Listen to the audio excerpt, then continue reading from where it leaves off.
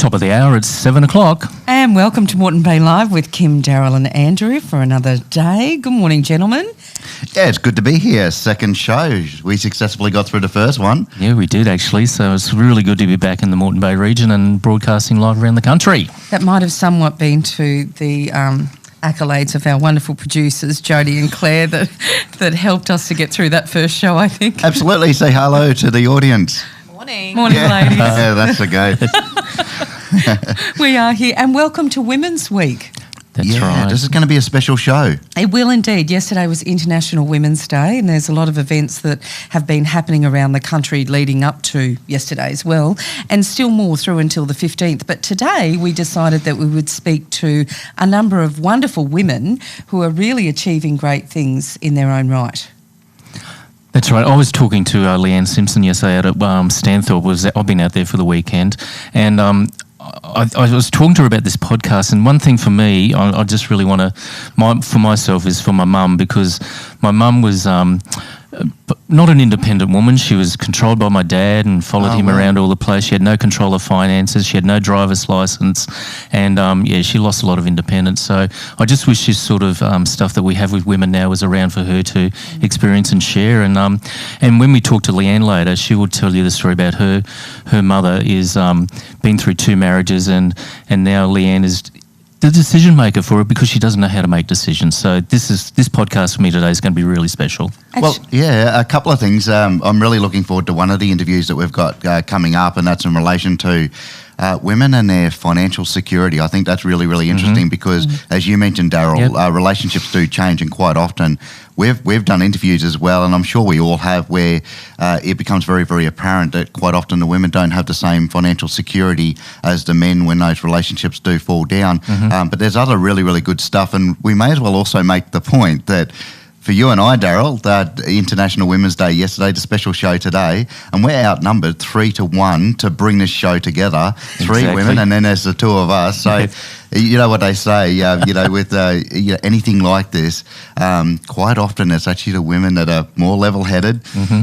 They're better at getting in and researching things thoroughly, getting across detail, and when it comes to when it matters, not being so emotional, where we can actually end up in all sorts of trouble. And I heard an interesting statistic just recently that out of businesses, all new businesses, apparently there's a much, much higher success rate in new businesses when they're put together by a woman over a man. So I think we might actually learn a fair bit today. Oh, well, I'm hoping so, and that's what it's about. And I remember going and seeing the movie Embrace, and that was all about women's body image, and there was myself and my mate Quentin, and we were watching it. We were the only 2 guys in the cinema. We were in heaven, I must admit, a cinema full of women. But at the end of the movie, we went, geez, we're lucky to be guys, and the ladies have it really tough. Yeah, absolutely. Now, that's interesting that you mentioned your mum before as obviously a very significant influence as a female in your life. What about you, Andrew? Who would you say, what women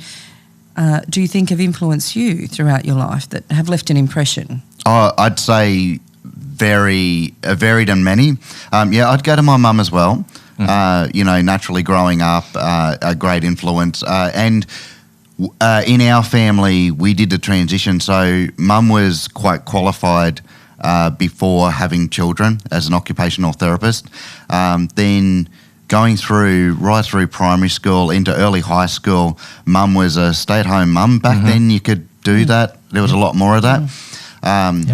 And then going into high school, went back to university and then became a teacher. So, and always loved to teach. So it was back in the days when you had religious education teachers in schools that would come in and volunteer. She was always involved in that sort of stuff. And so I'd say, and then as you go on through life, there are other women that come into your life and whatever else. I say like Jodie, Claire. I work very closely with Claire, so there's a lot of going backwards and forwards. I'd say a lot of what we said earlier is very much true for me.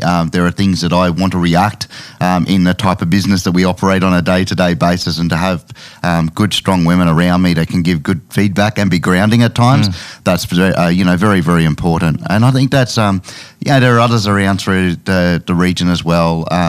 that you look to, and you just need to learn. And at the end of the day, I know International Women's Day, a lot of the emphasis on it is about empowering women, but I think it's really about time we got to true equality. And there's no difference whether you're a woman or a male, you're a human being. Mm-hmm. And the hashtag for this year is Each for Equal. And what a great hashtag Isn't that it is. great? It's a great idea. I think the other thing is too is that you mentioned about having a working mum. Yeah. And in this day and age, it's funny, I was talking to a lady recently and I was telling her about an event I was doing. I said, you'd be a fantastic person to have on the panel. And she said, who me? I've never worked. I'm just a stay-at-home mum. I always get really irritable when women say that. And she went on to tell me that she has 6 children. And I said, you know what? You'd know more about leadership than in a lot of organisations because they're all different ages, they're all different personalities, all different strengths, weaknesses, a perfect person to have in that type of role. Yeah, I couldn't agree more. Oh, definitely. And when I was at Myer, I used to have to hire people, and I would hire that woman who hadn't worked for years, and she'd just got the kids off to high school and had more time and just needed that flexibility from that 9 till 3 to work. And I guess then they were enthusiastic and you could shape them, to understand the training that the company offered and also learn from them as well. So, definitely way to go. So. Yeah, something else I'd like to just bring up. I know this is about International Women's Day and the empowering, but also with that, we probably should recognise that any excuse to talk about it, and as a community, as a society, we need to be talking about it. But domestic violence, quite often, the victim is a woman, and we've had some really horrific examples of that over very recent times. And let's just talk about it as it is, and it shouldn't be happening. And anybody that is a perpetrator, it doesn't matter who you are, let's put male, female aside and any of those stereotypical connotations, but domestic violence in any shape, way or form just shouldn't be happening. Absolutely. And Hannah Clark's funeral and her children's funeral is today. Wow. It's going to be a big day in the news. But it's, how brave. I was saying to Claire before, I went to an event with the Minister for Women, Di Farmer, I think it was a week and a half ago now, and some of Hannah Clark's family were attending that event, which I was astounded that they could have the courage to actually be there. But it was talking about the bystander program, which is around and about. If you've not heard that before, do look that up because it's quite interesting. And it was talking about what can we do in our workplaces to, number one, make people more aware of actually what domestic and family violence really is, because it's not just about physical violence. Absolutely, that's right, And also what I loved about that event is the number of men that were in the room. I loved that they were there saying, look, we want to embrace a culture of change. One death is one death too many, and we want to know how to move forward together. And I think that's, why they had that catchphrase, not now, not ever, together. Which is great, because we're not really trying to make a community of the men think this over here and the women think this over there. We're just one community. Yeah, absolutely.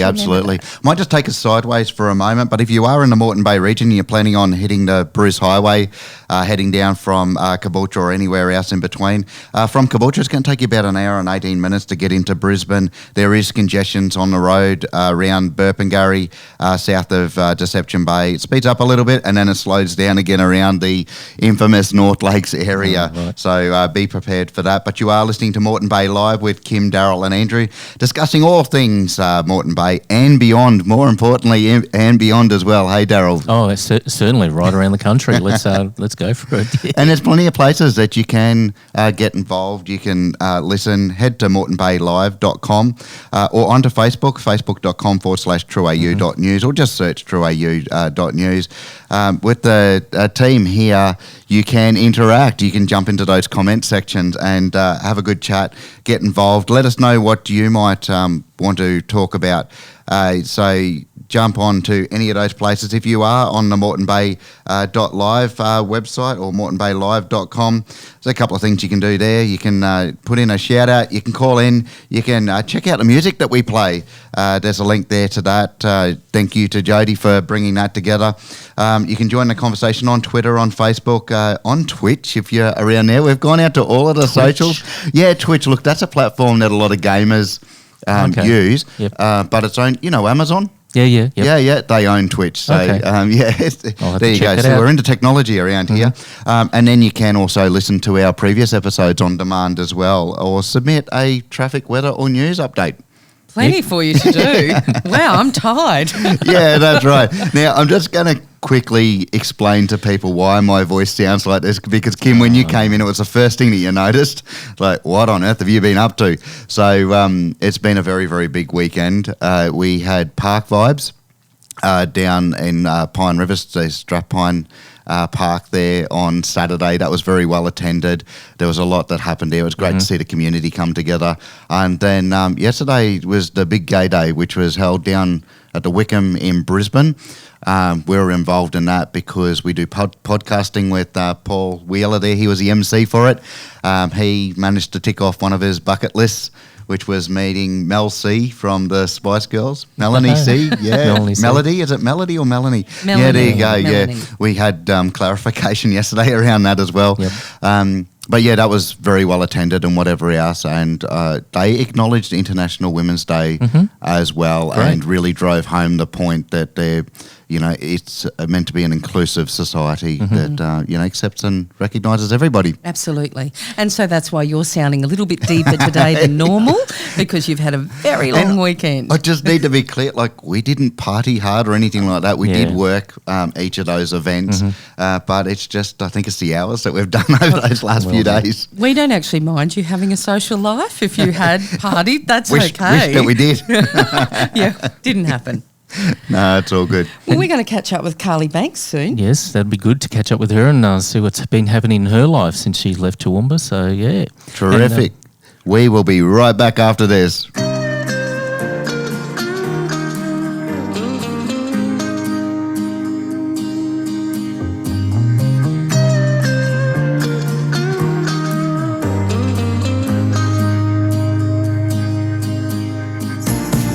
I know you say that you're sorry, and that might be true. No matter how bad you hurt me, I go back to you. Don't know what I'm going for. Whoa, I keep running back to you. But you keep running on your own.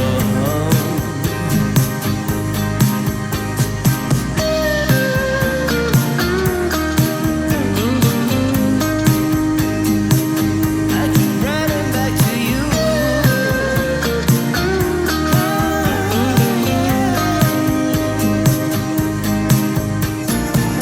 I always felt I was lucky to be with you.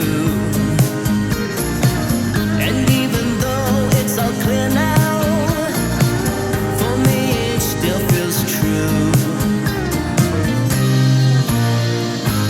I don't know what I'm going for. Whoa, I keep running back to you. Oh, but you keep running on your own. I keep forgiving. I don't know why I keep returning.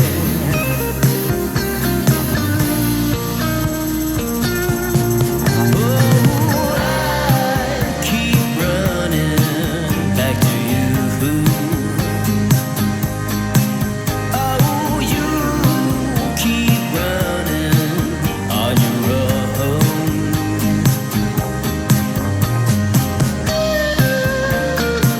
Keep forgiving.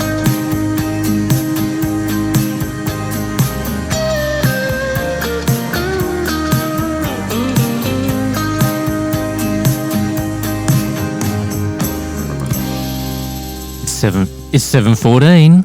And we're very fortunate to be joined this morning by Carly Banks on Moreton Bay Live. Good morning, Carly.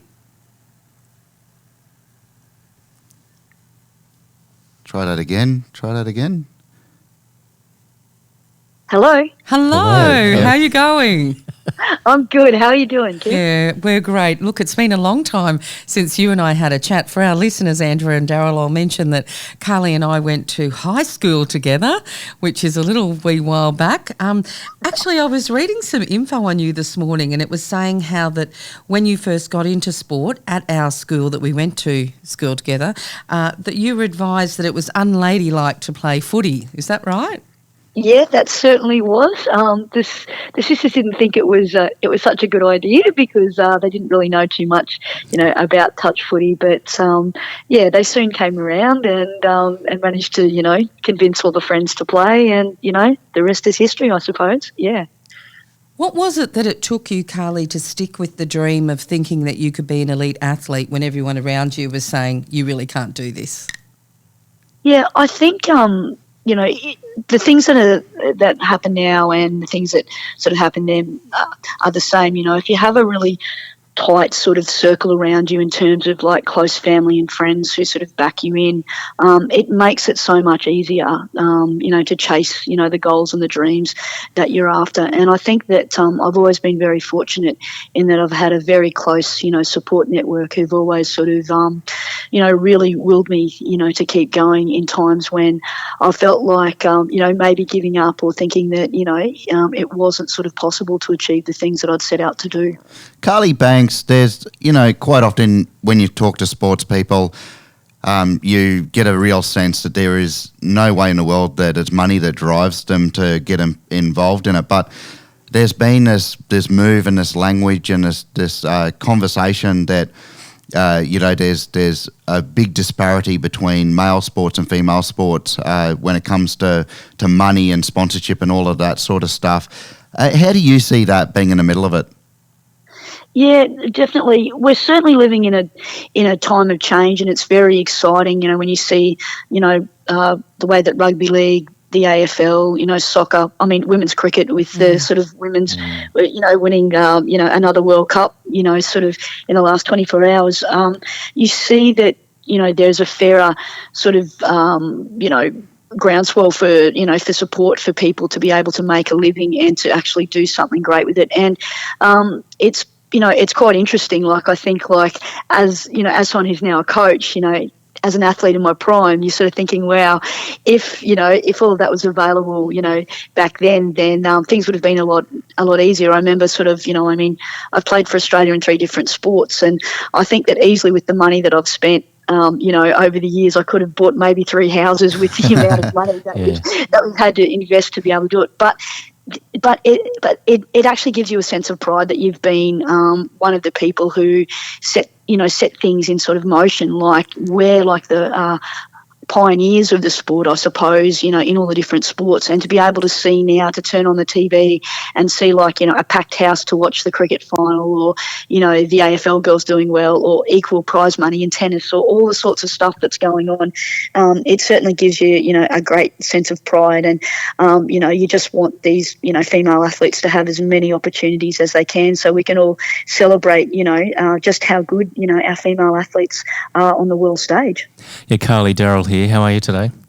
I'm good, Daryl. How are you doing? I'm going well.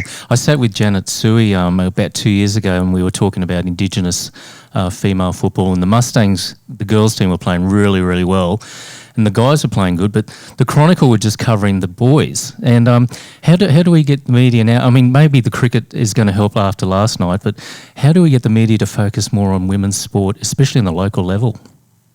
Yeah, I think that's a really, really good question, Daryl. And I think that it's one of the things that the quality of what female athletes are producing tends to get lost in everything. We know that, generally speaking, I remember back when touch sort of, made its sort of entrance, into pay TV and stuff like that, then they made us wear these things that look like swimsuits pretty much. So it was all about, promoting it that way and stuff. And it was a little bit like, I suppose, degrading for a time, sort of to feel that was, one of the hooks to try to get people to come and watch our game. But I guess once they were there and they saw how good the standard of, of sport was, then, people sort of went, wow, this is a really good game, and these athletes are genuinely really good as sort of athletes. And I think for local sports, it's more just, trying really hard to do everything you possibly can in terms of just, being accessible, making sure that,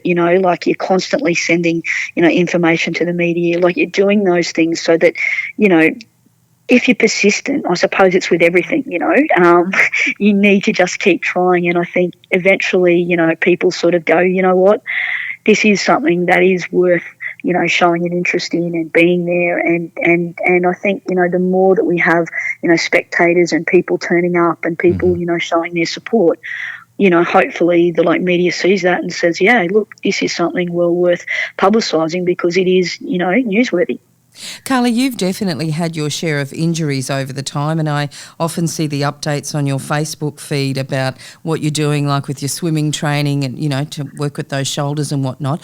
I wonder, how was it received when you first sort of had your major set of injuries, the first time? Did you also get a bit of backlash? Like, was it a little bit like, she's a woman and she's just complaining? Or did people see that as, well, all athletes and certainly elite athletes hammer their bodies and they go through this?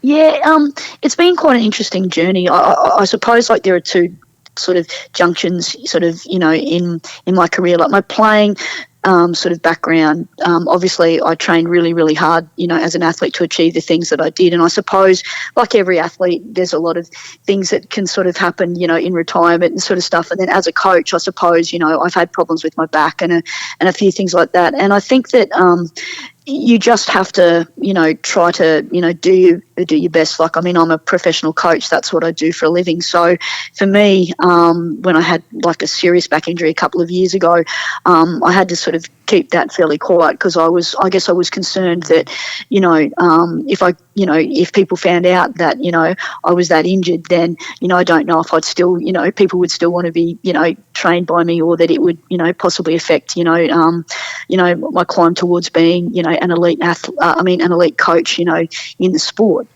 because that's probably what I'm sort of firmly, fixated on now is maybe trying to one day be, part of the coaching staff of the Australian Men's Open team. I'm the Australian Under 18 boys coach at the moment, so I'm climbing and I'm getting where I need to go. But it's been a very, very long journey, and it's been a bit of a tough one. And there are a lot of obstacles that you need to, I suppose, negotiate if you're going to, make it to the top in any area.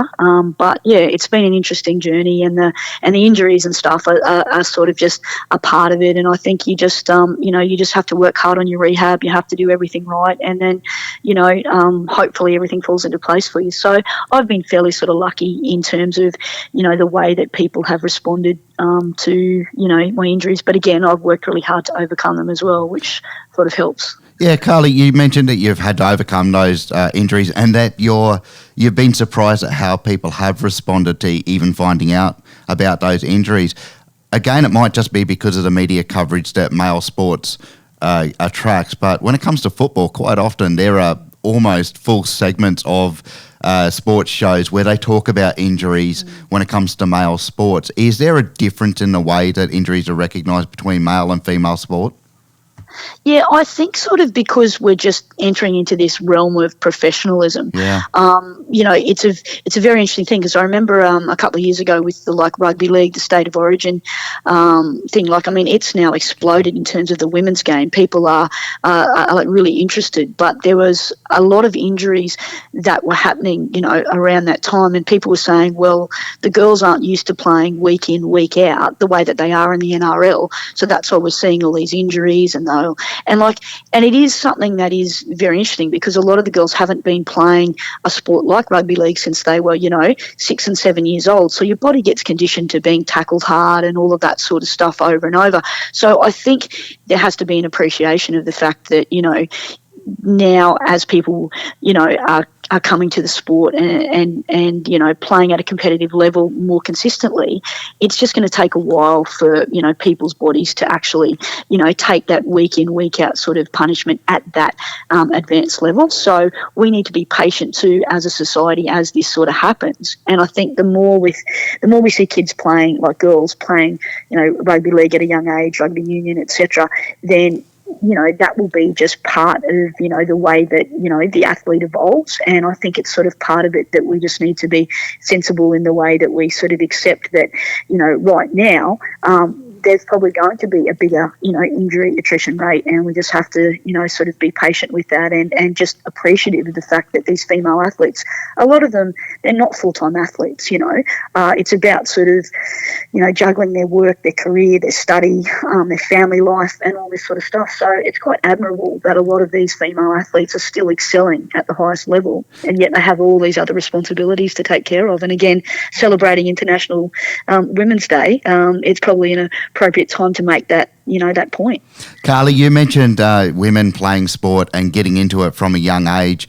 We work with quite a few principals, and we've had conversations with a principal just recently about how some of the bigger competitions that with the football particularly, that they are wanting to see. So the principals are actually wanting to see more girls be able to form teams, play each other. What would you say to the community that may actually motivate that and get that moving? Yeah, I just think that playing sport, just being active, is a wonderful thing, and I think that anybody who sort of can't see the merit in that, it's, I really don't understand that. I think that, getting girls engaged in sport, getting males engaged in sport from an early age, it's just, there's so many good positive things other than the obvious, physical activity and the effect that has on your health, but it's also your mental health. It's about sort of, people being able to, have those, those nice vibes flowing through your body when when you're facing a difficult time, just to go for a run to clear your head, or being able to, get out there and participate. And from a social perspective, I think it's a wonderful thing. Like, I've been so lucky to be involved in sport my whole life, and the friendships and the fun and the fitness and all these things together have helped provide a great balance to my life. And I think that, you couldn't get a better advertisement being able to sort of be a young kid and grow up in a sort of country town and be able to, play sport, as a young child, whatever sport you wanted to, and then be able to specialise later in life and do the things that you want to do. And I think that there are so many benefits, to playing sport and being physically active, that I really, can't understand anybody not, endorsing that and not getting behind it. Carly, Daryl again. In my workplace, I've had quite a lot of female bosses, and certainly respected them. And you, as a coach for men's teams, how do you go, getting the respect from men, and what's their reaction when they find out that you're coaching them? Yeah, it doesn't matter if you're standing in front of like a group of 10-year-olds or Men's Open. The first time they look at you, it's sort of like, okay, what's going on here? And you sort of walk this fine line between being, a coach and being a nagging girlfriend. So it's sort of like this thing that they sort of look at you, but when they actually realise that technically and tactically you know what you're talking about, it becomes like a really good thing. Like the team I coach in New South Wales, the Oilson Dragons, became the world's best team in 2018, and at Men's Open level, that's a pretty cool thing. But before that, I had a big struggle to establish myself in that space, because obviously, the first stereotype is people look at you and think, oh, you're a female. Even at last year's, I coached the Australian men's 35s team to win the World Cup last year in Malaysia, and I remember standing there, and before each game you have 16 players but you can only play 14, and they walk over to the manager of the team and they cross off the names of the guys who aren't playing. Every single game, the official came over to me because I had a male manager and I was the coach, but he assumed that I was female, that I had to be the manager. I couldn't possibly be the coach. So he walked over and said, manager, who's not playing? I said, mate, my manager is that gentleman over there. You can go and see him and he'll let you know. And it was sort of one of those things that happened every single game of the World Cup. Yep. So it just goes to show you, even on an international stage like that, there are still those types of, I'd say, accidental sort of stereotypes. Like, people aren't doing it out of malice or out of whatever. It's just this assumed stereotype that this is what you do. And it's been a real struggle for credibility. Last year I was named the New South Wales Coach of the Year, and I'd been nominated 3 times and my record had been pretty good, but I kept missing out, and there were things like that sort of happened. And I've recently been knocked back for the assistant coach of the Australian Men's Open.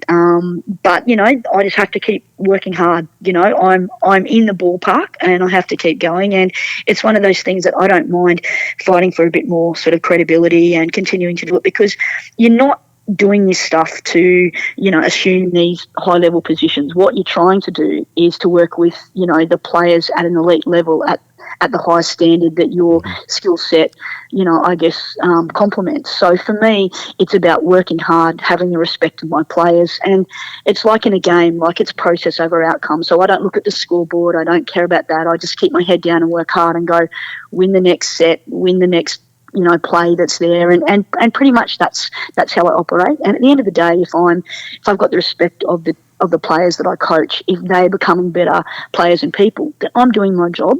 So the rest of it, that's out of my control. So you control the controllable, and I'm never going to be able to control whether they, continue to give me jobs or they don't. But at the moment, my record's pretty good and I'm working hard, and I know within the sport I have that sort of respect. And I think it's sort of one of those things that if you let it become so much of a focal point, then I think that you lose sight of what you do best. So for me, I'm aware of it, but I try really hard to just say, okay, well, let's just get on and do the job that we can do, and and make a difference wherever you can. So I mean, it's a pretty good philosophy, and it's worked so far pretty well for me. So I think I'm going to stick with it. Carly, just to understand some of your experience and whether you mentioned we're going through a time of change, and some of that is exciting. But do you think that maybe you're experiencing where these young men, they've grown up in a household where the father is the authority figure in that household, and maybe hasn't demonstrated the appropriate level of respect to the women in their household, and that maybe you're in the middle of actually being a part of this change? Yeah, it is. It is a really interesting point, and again, another really good question. I'm quite lucky. Recently, sort of my Australian under-18 boys team won their series, 3-0 in the Trans-Tasman, which was here in Newcastle, and those boys were immaculately behaved. They were so respectful. If I said, we have a recovery session at 6 a.m. No one was late. Everyone was on time. Everyone showed, an amazing amount of respect in terms of following tactically, technically, all of that. My boys at Doilo are the same. And I think it's about the culture that you create. And sometimes it's like in schools. Sometimes if at home there hasn't been those lessons handed down, it can be a bit of a challenge. And I think sort of, being quite strong and being resilient, but at the same time understanding of, that divide that exists.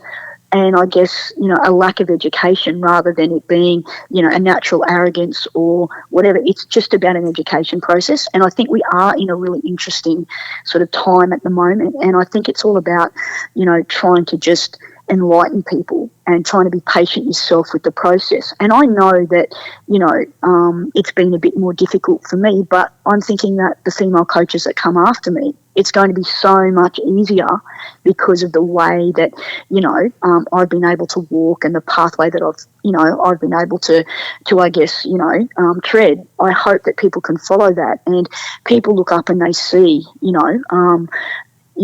what good results we're getting and the level of buy-in and respect that I get from my players. And that's not a uniquely Carly Beach thing. That's something that I think it's about being female, and often it can help you in such a way. The boys are like everyone else. They still need a hug and a pat on the head and when things are going bad or, that sort of stuff. And it's about sort of just understanding that people are people, and difference doesn't necessarily, equate to a deficit in the way that anybody is. And I think it's just, something that we have to keep chipping away at. And if these stereotypes and these types of attitudes have come from home, that's all well and good. But I think that everywhere you're looking around you, there are great role models. There are great female, athletes that are standing up. And when you see little boys wearing, Elise Harry's cricket number or stuff like that. You feel, really proud of the fact that things are changing, and it might not be changing fast enough for some people, but for me, I'm more than happy to sort of play my part and do the little things I can do every day to make sure that we're enlightening a society and a generation that really needs to have this if the world's going to be, a much better place, for males and females to exist in. Oh my goodness, Carly, you are an amazing role model, and I feel like I've accomplished nothing now, by the way. But you mentioned about strength, and you brought up role models. Who are some of the women that have been great role models for you?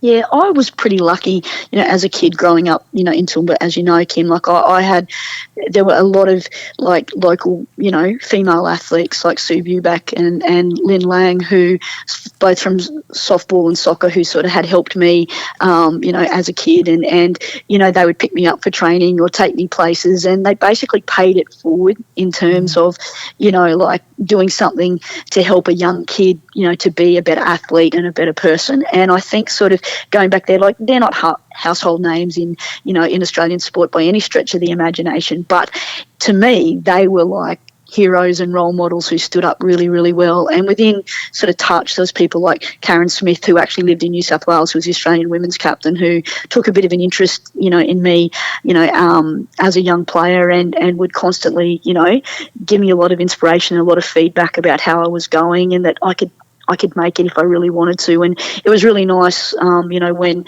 the Dragons won the first Vorden Cup, I became the first female coach to win that in the 42-year history of the event a couple of years ago. And Karen was there because she's like, she presents the Karen Smith medal to the female player of the female final, and to have her there, somebody who'd been a great inspiration to me along the way, and to congratulate me and to be there to see me, create a bit of history, it sort of made everything come full circle. So I think, everyone, needs role models, and they need people to look up to, and people who just say to them, you've got this, and whether that's in sport or whether that's in business or whether that's in a personal situation, like sometimes all you need is just somebody to have a little bit of belief and faith in you. And, I think that it makes all the difference. And I think so often we spend more of our time, looking across at people who have succeeded or done well,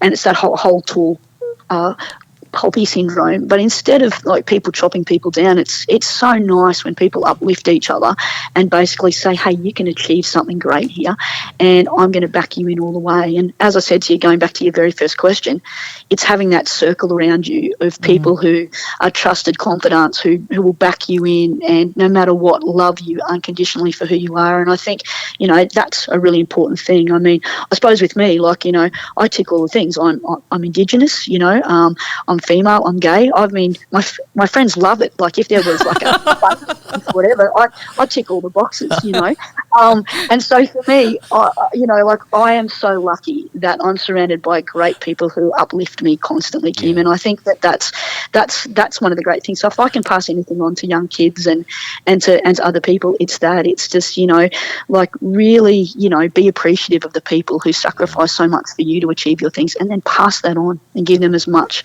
as you can of yourself. And I think everybody wins then. Oh, Carly, you are outstanding. We wish you well. We'll watch the next season of your life with great interest, and thank you for being such a wonderful woman of influence. No, my pleasure. I'm actually off to the NTL tomorrow in Coffs Harbour. So my Hornets Men's Open won the NTL last year. So we're shooting for back-to-back titles. So we'll see how we go over the next 4 or 5 days. But whichever way, it's going to be an adventure, and I'm looking forward to working with these great young men, and hopefully, having a great experience. So thanks, guys, for your time. I really appreciate you having me along. Thanks for coming on the show. What a beacon of light. Now, we've had a few messages come in. Of course, my mum has been listening. So is this where I say, hi, Mum? Hi, Mum. Hi, Andrew's mum. We've had quite a few people tune in and listen. We've also had a comment from Jean Cutt saying, stop radio. No, we're enjoying this too much. And we're getting so many other great comments. Also, Athea Nankal, thank you for listening. There's lots of people that are tuning in. You can get involved in this. You can head to moretonbaylive.com. There's all sorts of different ways that you can interact. You're listening to Moreton Bay Live with Kim, Daryl and Andrew, and we'll be right back after this.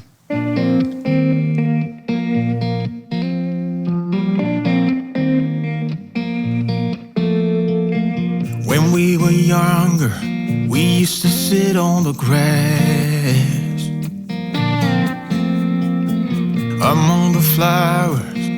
We just let the days pass by. People would tell us to get a grip of ourselves and get a job. We didn't care what we were told, 'cause when we were younger, we used to sit on the grass and go, damn, I don't wanna grow old. I wish I could turn back time. Stay up all night singing songs on the terrace. We didn't mind sitting out in the cold. It wasn't possible to make us embarrassed. We were free. Do you remember stealing smokes from your parents? Sometimes we got a bit out of control. When they found out we ran from home just to scare them, we were free. When we were 17.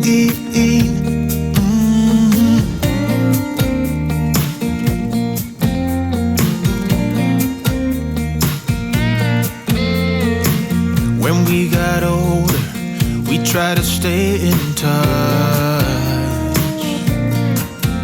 but we had to move on. Life ran away from us. If I could go back, be 17 again, yeah, I would, just to see all my friends running around the city, acting crazy like we used to do. I wish I could turn back time. Stay up all night singing songs on the terrace. We didn't mind sitting out in the cold. It wasn't possible to make us embarrassed. We were free. Do you remember stealing smokes from your parents? Sometimes we got a bit out of control. When they found out we ran from home just to scare them, we were free. When we were 17. When we were 17.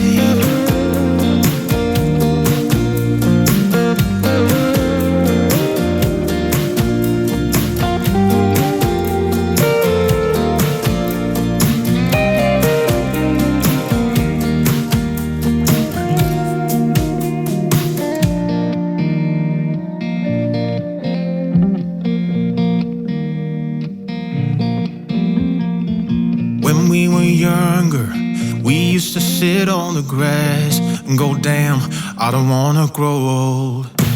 Stay up all night singing songs on the terrace. We didn't mind sitting out in the cold. It wasn't possible to make us embarrassed. We were free. Do you remember stealing smokes from your parents? Sometimes we got a bit out of control. When they found out we ran from home just to scare them, we were free. When we were 17. When we were 17. It's 7:43. You're listening to Moreton Bay Live with Kim, Daryl and Andrew. And I love talking about financial freedom, and I'm really going to learn something, I know, with our next guest. She's going to, I'm sure, wise me up. Michelle House, good morning to you. Great to have you with us. Good morning. I remember the first time a teacher said to me, a husband is not financial security. Have you ever had that said, or have you said it? I do say it. That is not financial security, not at all. And what type of women do you normally come across when you're doing your workshops, you know, your business consultancy as well, when it comes to financial literacy? So I'm coming across lots of women from lots of different walks of life, and sometimes it is a new single mother, sometimes it's someone that has found out something that the husband might have been doing with the finances, and she's a mother of 4 and they've got a mortgage, and I help untangle all of that for them. Sometimes it's teenage girls that are going out into the workforce for the first time. Yeah, look, with International Women's Day being yesterday and really putting a focus today on a special to really take the time and talk about women and some of the challenges that they have around financial security. And we just had an interview in relation to sport. But if I can throw one that might be a little bit complicated to you, but if there is a woman that's been in a relationship for quite some time, might be 10, 15 years, they're a victim of domestic violence and they've found themselves in a position where they have to get out and they don't really have any access to bank accounts or any of that sort of stuff. What's your advice to them? Where do they start? My advice to women like that is, in that situation, is to really start reaching out now to the resources that are available. So, for example, the Salvation Army would be a good place to start. I know Rise Up is a community organisation that helps women transition from that space into however their new life is going to be. The tricky thing is when you're in a domestic violence situation, whether it's physical, whether it's financial, whether it's emotional or mental, it's really hard to financially maneuver your way out of that situation. So asking for help is your first step, and usually it's the hardest step for people because in asking for help that they're admitting that they've got themselves into a pickle. And what I find in dealing with women is around money in particularly is this heavy layer of shame that they should have got out of the relationship, that they should have been better money managers, that they should have seen this coming. And I often say to the people that I work with, when you hear the should or the should have or the shouldn't or the shoulds, I call them shoulding all over yourself. When you hear those shoulds, that's to do with shame. And shame, everybody has had an experience of shame in their life, whether it's on the playground when they were 10 years old or, at the pub when they drank too much and fell on the dance floor. Everybody has had an experience of shame. But you know what? Everybody moves through that shame. And I think what women in a domestic violence environment situation need to know is there are so many people out there that their passion is helping you. They are passionate and their purpose in life is to help people in that situation. All you've got to do is put your hand up and say a couple of words, I need your help, and you will have that help available to you immediately. It's Daryl here. How are you today? Hey, Daryl. Good. We opened up, I was just talking about my mum and dad. My dad was in the military and he controlled all the finances, and it was sort of every fortnight dad got paid and gave mum the money for the household. And I guess I saw that growing up all through my life. Is that still happening today, do you think? Or I guess when I got married, we had 2 separate bank accounts and had our own money. Are you still seeing the traditional husband handing the wife to the money and then she's dealing with that, or are people doing the separate bank accounts and doing their own thing? I'm in my youthful late 40s, and I don't see a lot of that anymore. I know that was the same for my mum. They got housekeeping money. It is certainly still around, but I think what we're more aware of now as women is we can feel it and see it as emotion, as financial control. Very quickly, and I do not encourage people to operate from that way. Marriage and partnerships are equal, and whether or not I'm at home raising my children and my husband is out working, the money that's coming in isn't his money. The money that's coming in is for the household and for the family, and we all need to step up as human beings and as masters of our marriages and our relationships, and see that we're a team and that we have the same vision and the same goals. I think that's where a lot of relationships actually break down in relation to finances, is they're not actually operating from the same playbook. The husband might have a vision and a goal for, all of the money being saved and spent on holidays, whereas the woman might be more worried about what the future is going to look like and wants to have money invested in shares. That everybody needs to get on the same page about where they're going and where their money's going. One of the best things you can do as a couple is obviously be talking about money, but set aside specific time to talk about where you're at with your finances and where you want to go. Having your goals is really important as a person and the soul as you. So I have my own goals for me and my life, but I also have my goals as a parent, as a wife, and as team leaders, if you like, of our family. And speaking about it, if you feel that you can't talk to your partner about money, that's an issue. There's something going on there. There's something not right. So that's your first indication that you really need to be doing some housekeeping around your communication and your finances.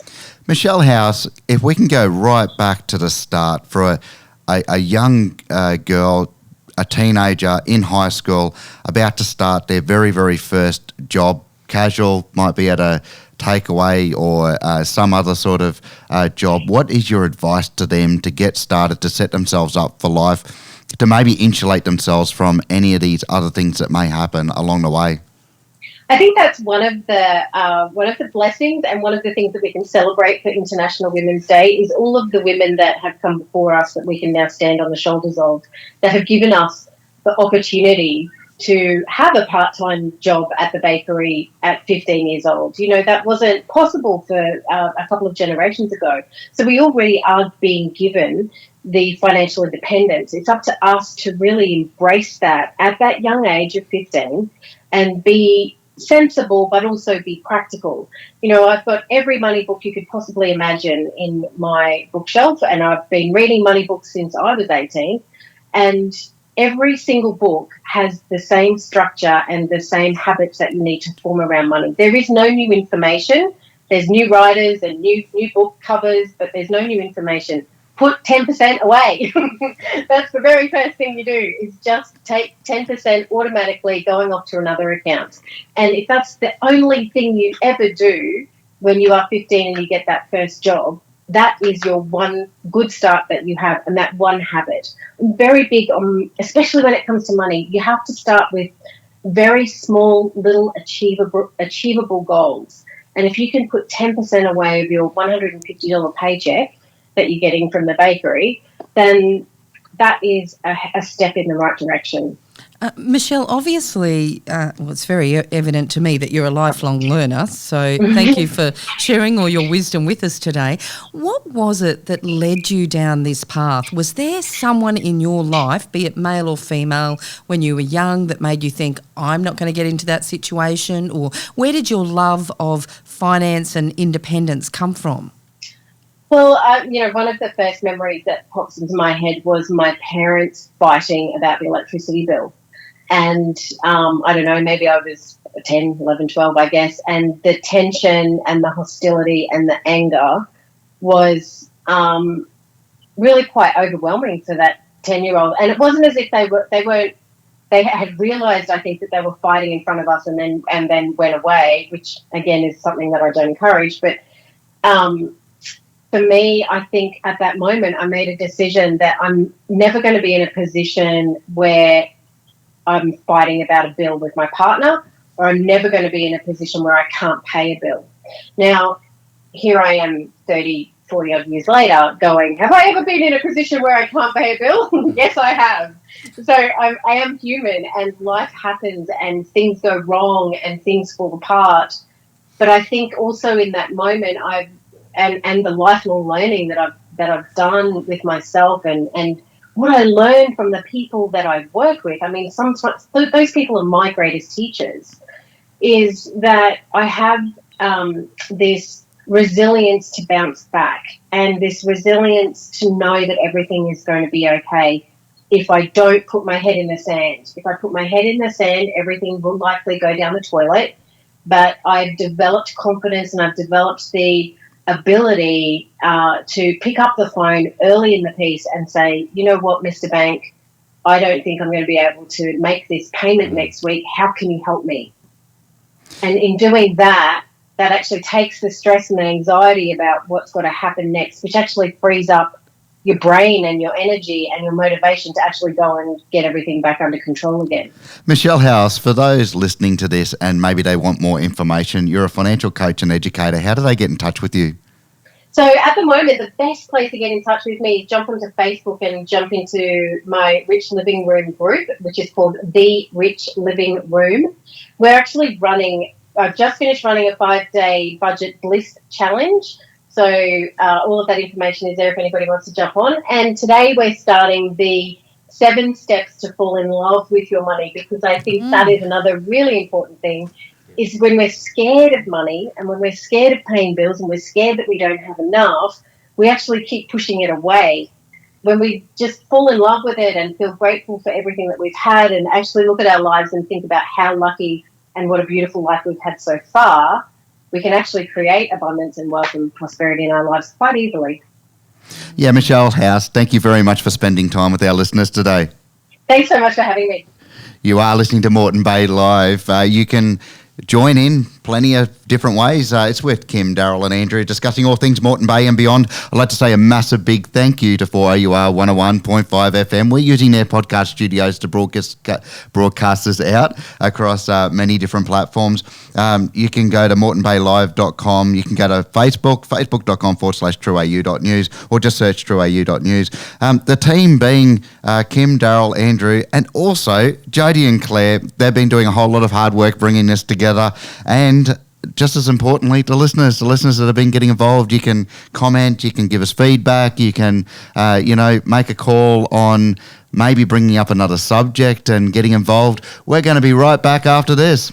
I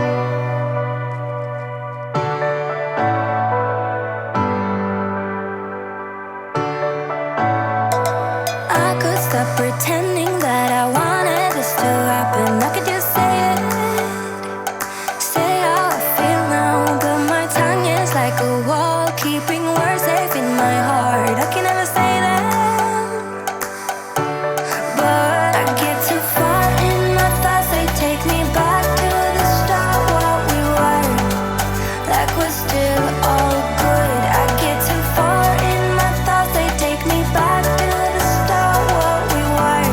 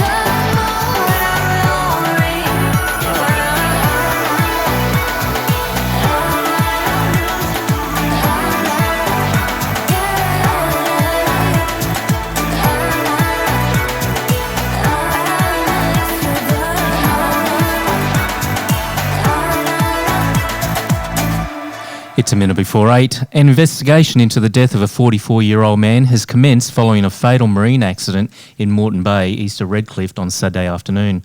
Around 5 p.m. on Saturday, emergency services were called to two men who were thrown overboard from a yacht. One was reported to be unconscious. Brisbane Water Police coordinated a rescue involving the volunteer marine units and the Rescue 500 helicopter. The unconscious man was located a short time later and brought to shore. Paramedics worked to resuscitate the 44-year-old man. However, he was later declared deceased.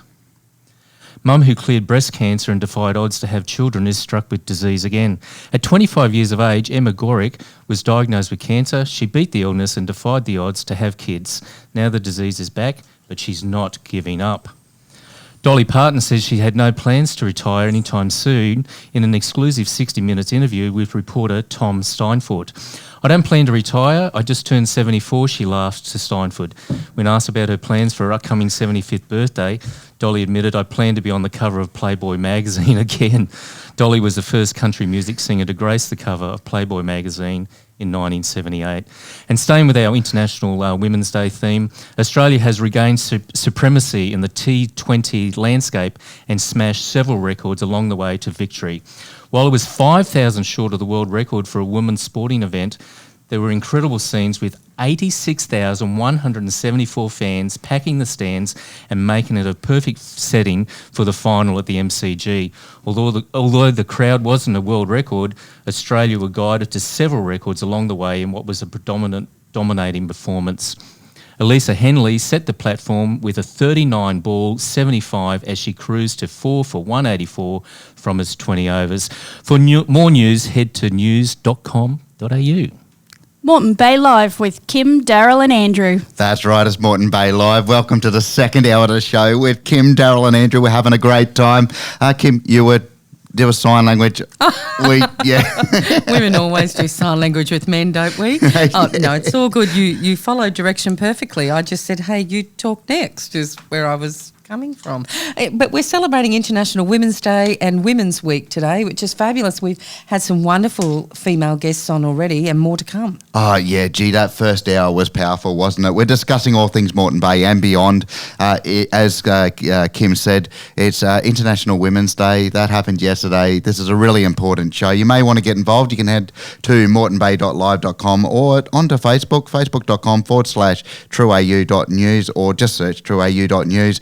I did mention a whole bunch of other platforms that we are actually streaming onto, including Twitch, and Daryl went, "What is Twitch?" For those that know, you can head on over there and you can listen to this show. Yeah, go to Toowoomba 4350 TV, have a listen there. Stanthorpe 438 TV and Warwick 437 TV. And it was quite funny, I was in Paola's Kitchen yesterday, Paola's Kitchen, and there was a busload of people. There were sort of, in their 60s, 70s, and I said, "Oh, it's International Women's Day today," and the men went, "Oh, we didn't know that." And I said, "That's because you guys have International Men's Day every day for 364 days of the year." And I wasn't the most popular character in the room with the gentlemen, believe it or not. They took it in good fun. But a lot of people didn't realise it was International Women's Day yesterday. And celebrating all week, of course. Before we go off to another song and then we head through another, I'm just looking at the interviews that we've got ahead of us, and there's a lot of great information that the listeners are going to have offered. But Daryl, you live up in Toowoomba, and you mentioned being out at Stanthorpe. You spent a lot of time out through that region. You stayed in Brisbane last night and then up through the Moreton Bay region. You mentioned this morning just how many different council regions, because we've got council elections coming up, so it gets you thinking about that. You traversed through quite a few council regions to get to here. Well, I did. I left Stanthorpe at 3 o'clock yesterday, so I'm in the Southern Downs, and all of a sudden I'm in the Toowoomba region. Stopped at home, grabbed a few things, and I went down and went, I'm in Lockyer Valley now, and then I got into Ipswich area, and there's corflutes everywhere, and I'm not a big fan of corflutes, I must admit. And then I started heading into the Mitchelton, Everton Park area. Yeah. I'm like, I don't know who all these people are, but it's certainly out there. And may I say, I was looking at the stats for Western Downs, Southern Downs and Toowoomba. A lot of females are running for, both mayoral and also councillor positions. A lot of ladies have put their hand up and for council positions, which I think is really exciting. Well, Kim, you're very well connected, particularly when it comes to women of influence. In your view, what are you seeing as far as the ratio of women versus males that are putting their hand up for the local government council elections coming up? I think the conversation amongst most people is that the best person for the job should get the job. Yeah. Yeah. And even though there are many, there's talks about the place that should we have a 50-50 situation, I think it has to go on experience and what your credentials are in any situation, be it in government, be it in a corporate sense. The best person that is right for that role should have it. Yep. Well, for the Moreton Bay region, just looking at the mayoral candidates, they're all male. We had a female candidate for a short while and they pulled out. But you look at the democratic system and the way that you can nominate, it is completely equal. But there just seems to be more males that are putting their hands up for these roles. And I think that's a shame because Yeah. we live in a community where we have men, we have women, we have girls and boys. Yeah. And we think differently and we approach things in different manners. And I think it is very helpful to have leadership at any part in life where we have both sexes that are coming into the conversation and making those decisions. I don't know why it is why. So when you're in a relationship and you're saying, well, look, women think differently, that's never going to go a great place, right? Oh well, I think in this day and age, Context. a couple of generations back, definitely, if we'd have said that, it would have been women should have their place.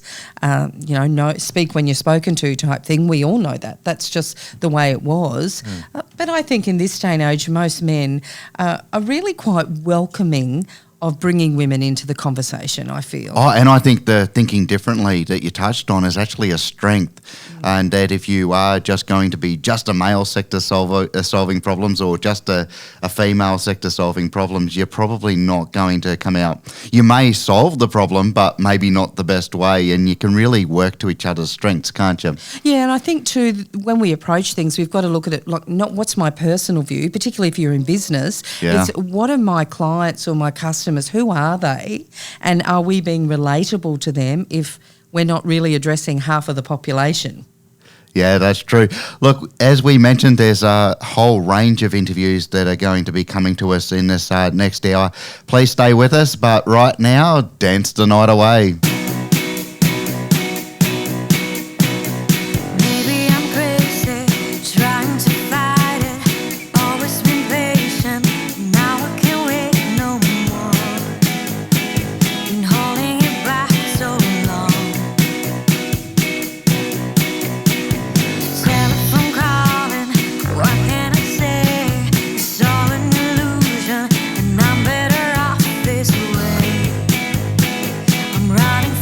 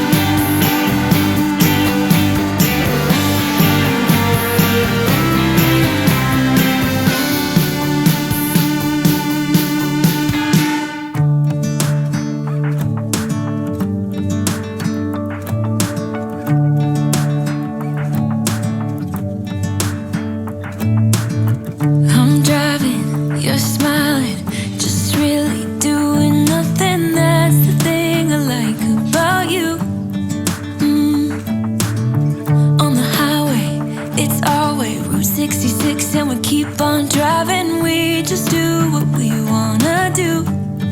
Yeah, no, nothing's complicated with you. Hey, playing songs on the radio, sing along to the words that we don't know how. Brings out the wildness. Let's just run away. Yeah, I could drive the whole night long. Being with you is like being on the rodeo highways. Brings out the wildness. I got a little crush on you.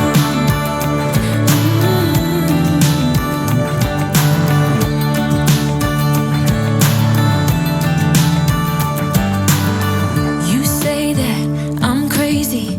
It's just the way that I get every time that I am with you.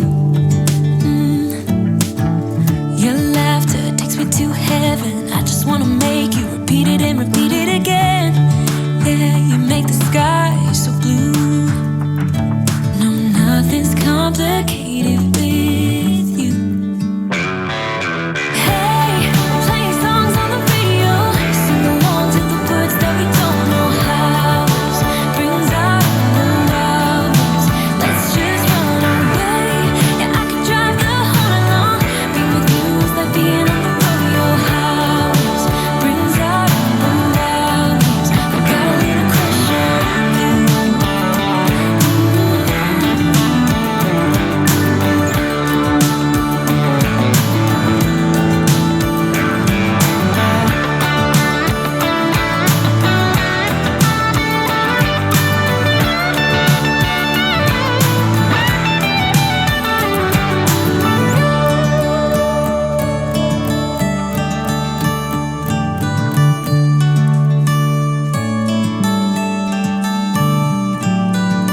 On the highway, it's our way, Route 66, and we keep on driving. We just do what we wanna do. Hey, playing songs on the radio, sing along to the words that we don't know how. Brings out the wildness. Let's just run away. Yeah, I could drive the whole night long. Being with you is like being on the rodeo highways. Brings out the wildness. I got a little crush on you. Ooh, I got a little crush on you. I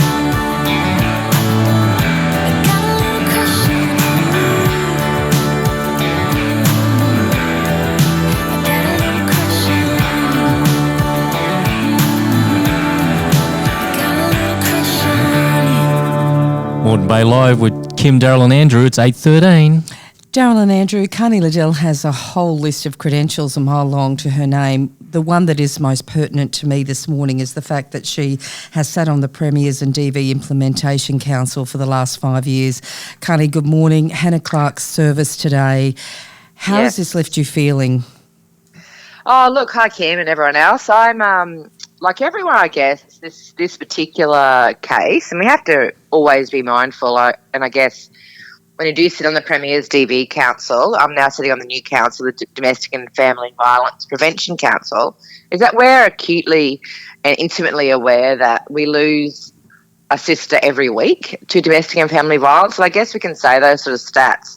And it's becoming a little bit like so many things in our world now that we can, so it rolls off our tongues, and it doesn't seem to have had the same impact that Hannah's case seems to have had, Hannah and her baby's case has had with the community. And I guess for me personally, I take most cases. There are some cases that really hurt and haunt me more than others, to be honest. Whenever I read the cases each week, or sometimes we have multiple cases per week of Australian women being killed by their partners or their intimate partners, ex-partners, family members. Hannah's case really struck a nerve, I guess, with me, and I've spent many countless nights thinking about her and her babies and what it would have felt like to be her leading up to it as well, not just the moments beforehand, but she was connected to every service. And I guess this is probably the hard part, is that she was connected to nearly every service that we actually recommend and we endorse and we know do really good work. And they're just all those people that tried to help Hannah and support Hannah are really haunted and really struggling and feel a bit hopeless at the moment as well, because at the end of the day, to stop someone like Rowan, it would have taken, an army and also complete surveillance, and we can't surveil every single male like him, and unfortunately he's business as usual, which is really scary. People like him, that they are business as usual, and what we've got to always remember is around every Rowan right now today are male friends, are cousins, are parents, are brothers, sisters, and I guess from my perspective, all we can think about moving forward is how do we support and either surveil people like Rowan moving forward, because we cannot keep the women safe just on their own. We need to really concentrate on how do we prevent this from happening again, and that comes down to really looking at the men in our society, in our backyards, in our lives, and talking to them openly about mental health issues and how they talk about women. And to be honest, I've really struggled the last few weeks, and it has made me rethink a few things, but I'm starting to come back on the other side of it, because we are talking about perpetrator programs and male behaviour change programs, and I've had so many men come up to me wanting to change, which is good. Carney, you mentioned just the enormity that would be involved in preventing this particular incident. Do we as a society throw up our hands, or is this game on now? And if it's game on, and you said there's a whole lot of thinking for you, are there thoughts that have come about where you go, oh, maybe we can actually try something a little bit different, and maybe it is just continually trying something a little bit different until we get there? Yeah, absolutely. Like the Premier is actually holding, and Minister Di Farmer are holding a summit, and they really were. Don't forget, we are all very involved with Hannah's case. So the Premier is very involved with Hannah's family. So what she has done, and she's a true feminist, she is waiting until this really terrible, hard day is over, and then we're going to talk more openly about what we've been discussing behind closed doors as service providers and practitioners and clinicians. But at the end of the month, we're actually holding a summit for people that are, have worked in the DV sector or have any ideas, or especially survivors of domestic and family violence. But again, I urge any male that has been a perpetrator, I'm going to be careful with that word, because we don't want to keep calling men that word, because they'll never come forward, like if you feel like you're a potential perpetrator, we want to speak to you about what made you change, what made you walk away and do the right thing. So, yeah, of course, we all look back at Hannah's case. It's like Alison Baden-Clay's case and Luke Batty's case. We can all look back and easily throw mud at the services and say you should have done more. And absolutely, as a public person, let me just take off my council hat and my social worker hat. And don't forget, I understand the system. I know where funding can only go so far. Like to surveil people like Rowan, like right now, this week, we would have to have such a huge influx of police that just do that. And don't forget, DV is the number one call out for police, and they don't like doing it.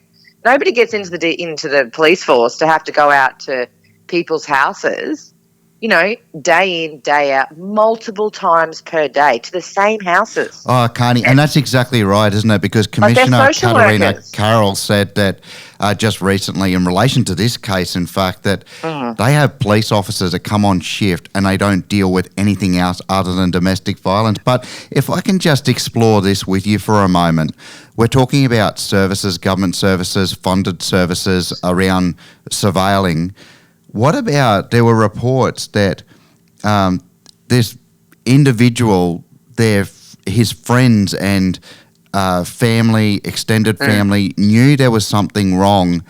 Is there a way as a society, because there's also that balancing act too, like if I suspect something of somebody just because they looked sideways the wrong way at their partner and then I make a phone call, I'm going to again tie up those finite resources. With your experience, is there a way as a community and not just the government services that maybe we can just deal with this a little bit better? Yeah, we absolutely need, and it can't be just government too. Like, we always want the government to fix everything. And I know that I sound like I'm speaking on behalf of the government. It's only because now I work in it and I see it and how much money. And I tell you what, it doesn't go very far. So yes, we absolutely need more services to wrap around these men when they do come forward. But also remember, he didn't just look sideways at Hannah. Yeah. It was really big, alarming red flag. So what should those people done not to have a go at them just from a perspective of, as a community, we can learn from this? What would you think that they maybe could have done, and then couple that with the services? Yeah. Definitely call the police. Yeah. And keep calling the police and tell them, obviously, if you threatened her life, then you have to call the police, always. There are men's services, it's like 1-800-RESPECT, DV Connect. There's a lifeline. There are services you can call as a bystander and get advice from them if someone has threatened. But again, don't forget, this needed to happen 5 years ago with Rowan.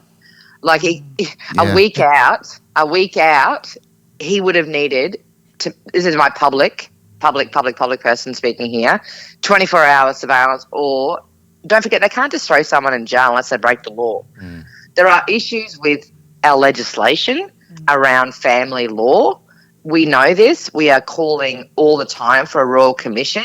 Police cannot do anything unless someone breaks the law. We can't just throw every single partner, ex-partner in. Trust me, I wish we could. But they actually have to go before the court and they have to break the law. And let's be really frank here. To break the law in a DV sense, you've got to really do something quite terrible, aggressive, violent, homicide related to actually put people in jail. And jail isn't always the answer. Of course, my public self goes, oh, we should have just chucked him in the watch house, But don't forget, he's business as usual. We see when I say we, I'm not a practitioner anymore. Yep. My fellow practitioners and clinicians and service providers and social workers, psychologists, see people like Rowan all the time. So what should we be doing with those people? We should absolutely. Rowan needed intensive mental health and counselling in general. He is a serial perpetrator. He did it to the partner before. He was someone that probably should have served time. When they serve her, does it come down to you're not throwing this individual in jail anymore because he's done the wrong thing? You're taking this person away from general society just to protect society from this individual because you just can't do anything else. And look, speak to me as somebody that just doesn't understand how we got to this point. Oh, I don't understand. I mean, I do understand and I don't understand because obviously, don't forget, I see this every week. This happens 3 times. The week that Hannah and her babies were killed, 3 other women were killed by their partners or ex-partners. So this is not, unfortunately for us, and let me tell you this, it is very, very hard for me to keep doing this job when we have such bad outcomes. I'll be honest. Because, you can only imagine going into work every day and trying so hard and hearing. But I think we have to start looking at men's shelters, men's refuge, men's programs. So when they do come forward, like someone like Rowan, more than likely, he would never have come forward. Those guys that were in his life, and anyone who's listening right now, if you've got someone like Rowan in your life, you need to be really full on with him. Really follow him to the counselling, to psychologists, to the cops, to ringing people and sitting like you would with anyone that's high suicide risk or high risk of, severe depression and anxiety. Not saying that he was. Rowan is a little bit of a different kettle of fish. I'd say that Rowan has intergenerational trauma from birth, from his childhood. He was a very, very hard case. He was someone that really needed. And again, if I put my public hat on it for a minute, I don't know how it could have helped Rowan because he's such an evil guy. There was just so many. He's been doing this for decades. Yeah, Carney, I've got a girlfriend in Toowoomba. She's got she's had to put distance between her ex. There's DVs in place, and there's quite a bit of distance. There's 1,000 kilometres, so there's a bit of a sigh of relief there for my friend. But and when I saw what happened. With Rowan and I just went, why? And I'm still at a loss. I'm probably speechless through this. Really, I just say why. Yeah, same. And look, and don't forget, this is my, I do this. I've studied it, and trauma is a big, like, with someone like Rowan, when there is so much trauma. Like, I remember years ago, I had 2 pieces of advice that I've kept ringing in my head through every single meeting I've had since this happened. One was from a really high-up detective that does really good DV work. Like, I won't say his name, but he's regarded as one of the best. And he does really old-school surveillance. He probably breaks a few rules, but he does. When he knows, he always says, he said to me years ago, when a woman tells him that her partner or ex-partner is going to kill her, he believes her. And he goes to the house, he follows them, they know. They know that he is watching them. Now, that can go both ways. That could have backfired as well. We don't know whether Rowan, knowing that she put a DVO out, knowing that she was leaving him, knowing that she was with the high-risk team, we don't know whether that made him worse. Don't forget. We're still exploring this forensically, and it's hard to say because every single case is different. But when we've got people like Rowan, another piece of advice I got years ago when I was studying my Masters of Social Work was don't ever work with a sociopath. And I know that sounds really bad, but I never have. I'm no longer a clinician. But there are certain people out there that can work with them. There are psychologists and social workers and psychiatrists that are completely trained to work with the Romans of society. Actually, I hate to saying his name, but we have to be – it's hard to not say his name in this situation. But those sort of people, if he'd gone to the average random DV specialist, they're not going to be able to help him. We need to be able to, put Rowan in front of the right people. But again, he would have been very hard. It was like, in America we do a lot of we do a lot of witness protection in America with people like Hannah. And I guess that. But then at the same time, the woman is completely. Still, do you want to continue with the interview? Mm-hmm. Can you hear me? Yes, keep going. Yep. Sorry. Yes. Yeah. So I don't know. With Hannah, it's a really hard case. Hindsight's a beautiful thing, but we definitely need to be concentrating more on the male, doing more intensive rehabilitation and treatments with people like him. But again, we want to make sure that no young Hannah ever get into these situations with these ridiculously challenging men. Carney, the thing that really struck a chord with me before is when you said business as usual, and I think I've mentioned to you that, and I have to be very careful because this is before the courts, but I have a very close girlfriend who now for 18 months has been going through family court, and there's a lot of situations going on there. And even when I learned of the silent violence that has happened to her at the hands of her still husband, what struck me the most is when she had to have the psychological review with all the family, well, particularly, there's young children involved. So it was more she and her husband who were interviewed separately for the court, and she walked out of that interview and she actually said to me that the person that had interviewed her, she finally got up the courage to share some incredibly important information about some of the things that he had been doing. And the response that she got was, oh, that sounds far-fetched. And I just could not believe that, because it's like you say, if we don't take it firsthand, then when a woman says this is what's happening, and she had many text messages, many emails, affidavits from people to support what she was saying, to hear in her voice when she walked out, and actually when Hannah and her children were murdered, she sent me a text and said, I'm so scared this could be me next. Yeah, and Kim, you've got no idea the amount of women since this has happened that the men in their lives that are obviously inflicting the DV, exes and current, have threatened, have used this case to intimidate their families even more. And you would be surprised by how many men have actually said they understand he was pushed too far.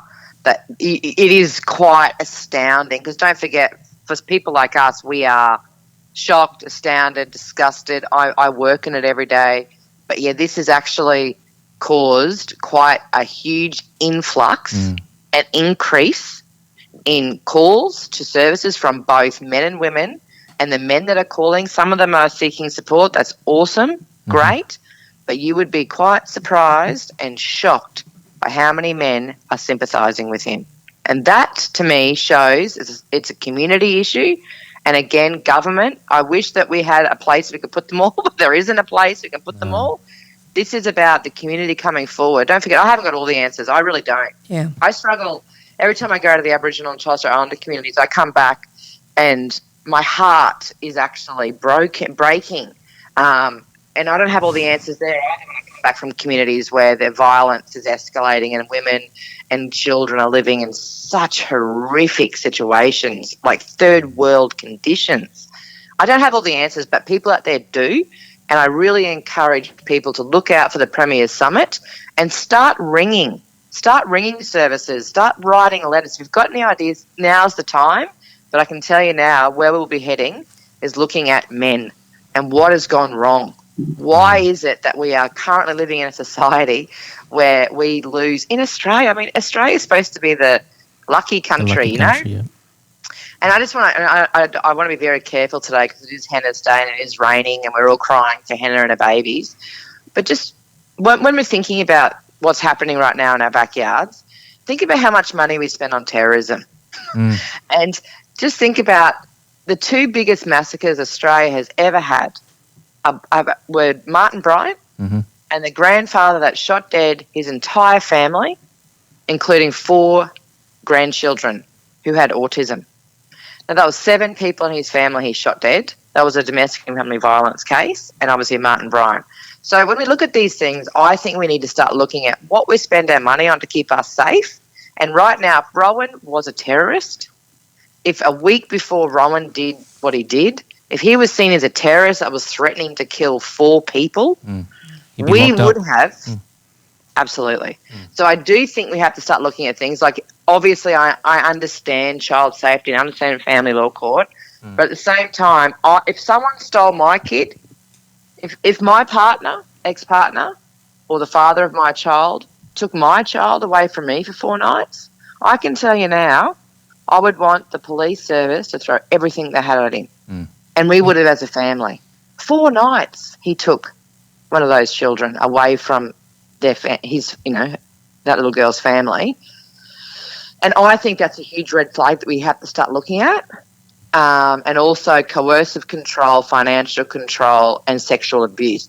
When we looked at the Death Review Board last year, the number one factor in every single case that everyone had in common was not physical abuse. It was stalking, number 1, coercive control, and mental health. Those were the factors that were in every single case of women that died at the hands of their partners. So we have to stop looking for the bruises. The bruises aren't big signs. I mean, we certainly should be very full on about anyone that hurts someone physically, of course, but they're easy to deal with the law.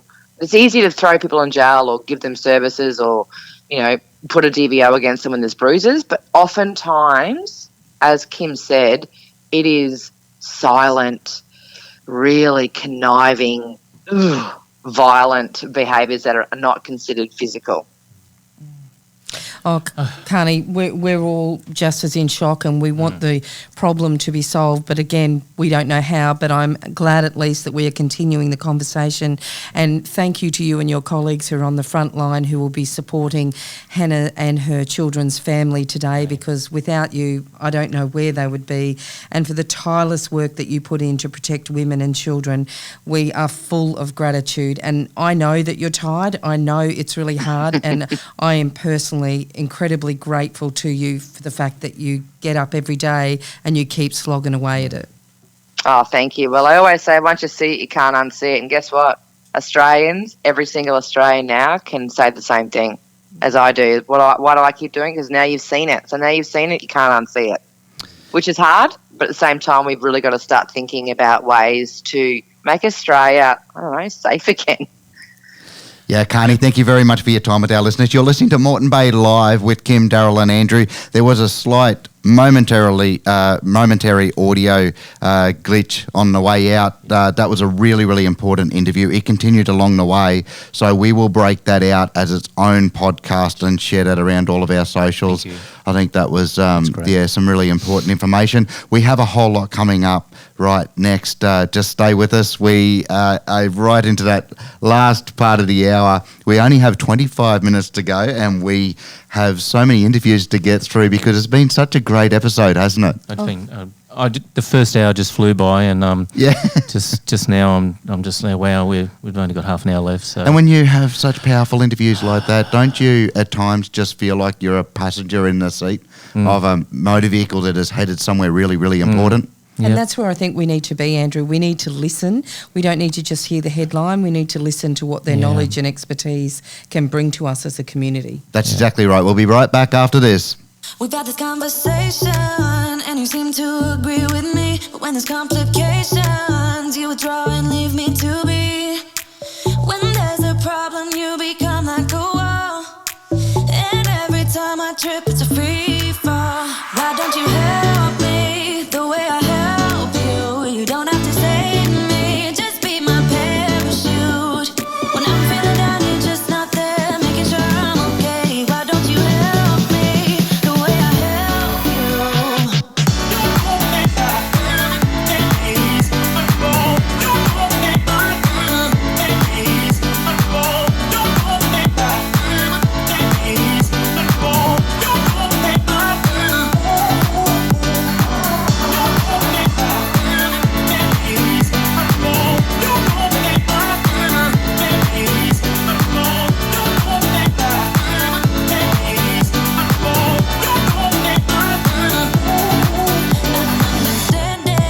You're such a sensitive guy. When your friends are hurting, you make sure to stick around. But when it comes to me, you don't wanna know.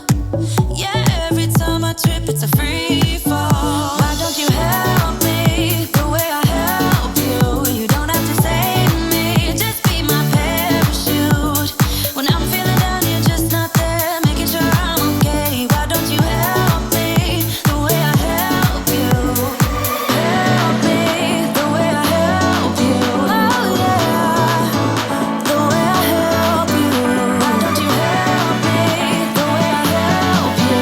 Don't have to save me, just be my parachute. Yeah. 8:37, you're with Moreton Bay Live with Kim, Daryl and Andrew. Is there anywhere that this woman hasn't been? I don't think so, guys. Kendall Perkins is an Australian artist who has travelled the world, has her own homewares as well, and I have one of her originals in my own home, and I feel very, very grateful for that.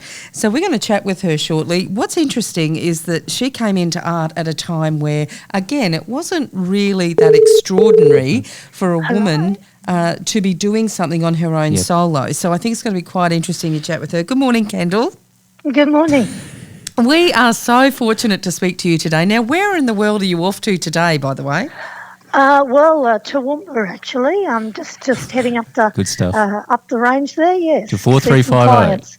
Yeah, 4350. I might catch up with you. I'll be up there shortly. Kendall, it's Daryl here from 4350 TV. Good to talk to you again. There are some amazing accolades that you have celebrated throughout your life. I'd like to know, given the fact that it's Women's Week this week and it was International Women's Day yesterday, what inspired you to keep going? Because you've often told me about a lot of the roadblocks. So how was it that you just kept on going and going for now decades in your profession? I think because it was my dream. It's not really about what I do for a job. It's really about who I am. If I'm not painting, I'm miserable, and I just love it, and I'm so passionate about it that at times when there have been roadblocks, I've just gone back and thought to myself, just keep going, keep pushing ahead, and I guess you've got to believe in yourself, because if you don't, no one else will either.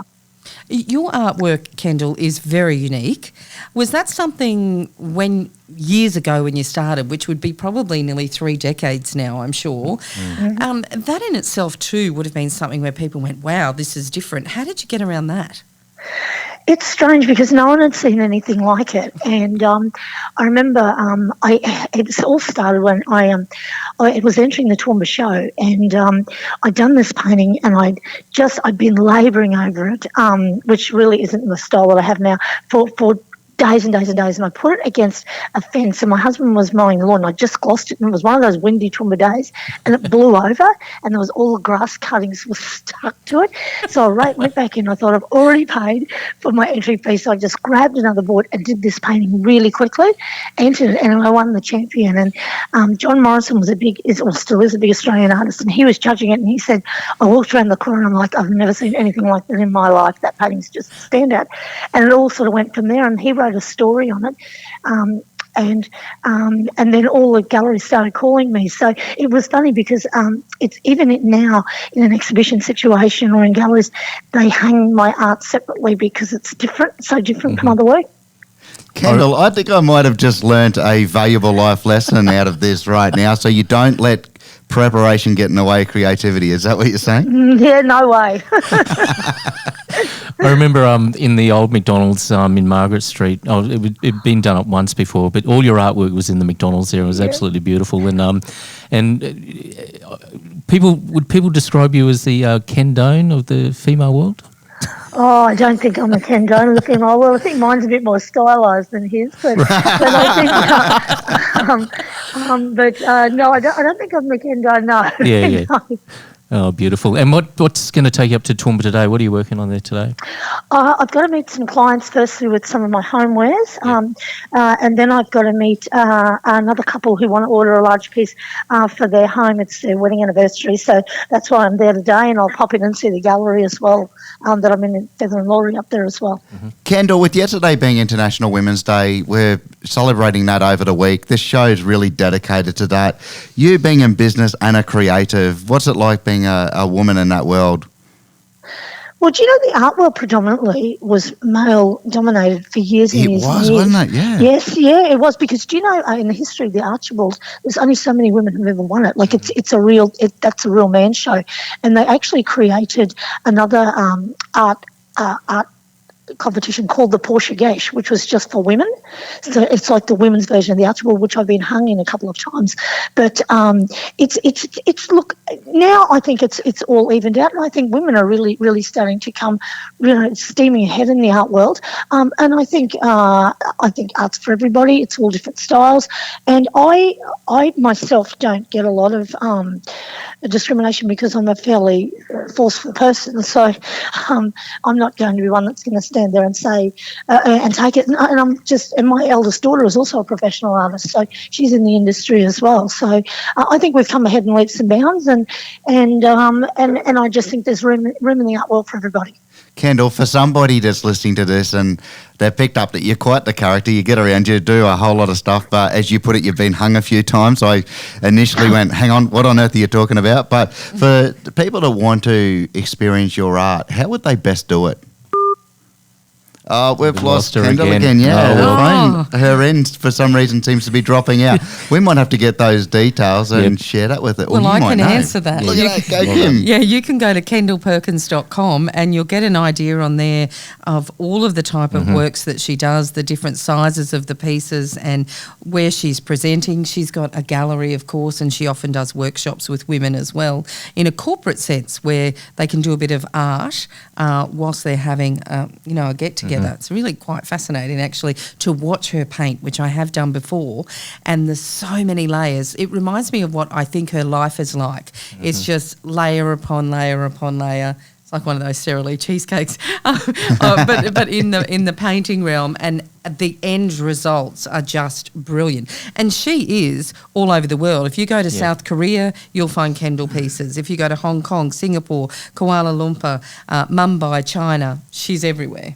Yeah, no, real talent. You're listening to Moreton Bay Live with Kim, Daryl and Andrew. We're approaching 15 minutes to the top of the hour. We've got a couple more interviews coming your way, so stay with us.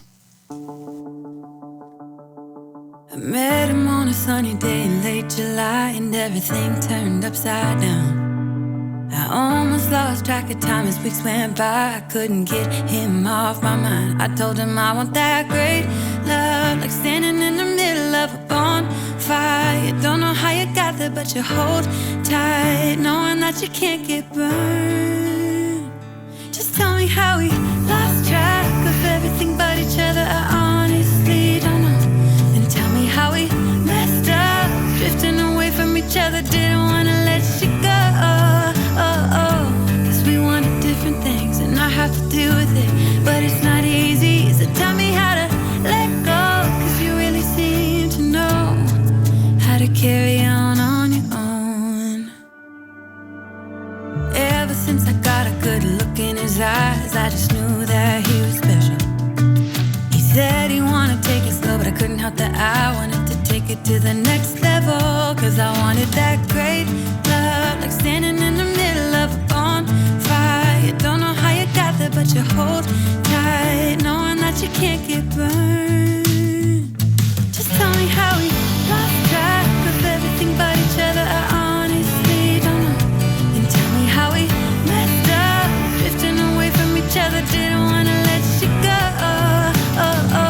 Cause we wanted different things, and I have to deal with it, but it's not easy. So tell me how to let go, cause you really seem to know how to carry on. Moreton Bay Live with Kim, Daryl and Andrew. 8:46. Guys, you know I've been on the road. I've been in many, many postcodes, and when Phil Stone Street says, geez, Daryl, you're travelling a lot, you know that I'm doing the kilometres, but I've really grown quite an affection to Stanthorpe, and I went out there, and I remember I told you about September, the bushfires came through in spring.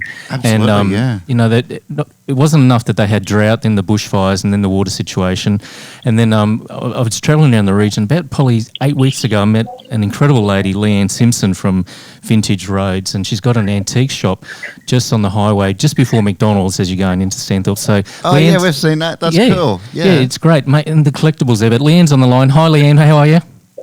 Good, how are you? Oh, going well. It was good to catch up with you yesterday. We spent a bit of time together, but when I first met you, Paul and I were there, and we were talking about the struggles that people are going through in Stanthorpe, and I invite you to come on this podcast for International Women's Day because you're a mum, you're looking after your mum, you've got a business in Vintage Roads, you've got a tomato farm that's really struggling, you're struggling with drought, water. And when I first met you, you had 5 registrations to pay on a truck. We were talking about insurances yesterday. How do you do it? How do you keep it all together?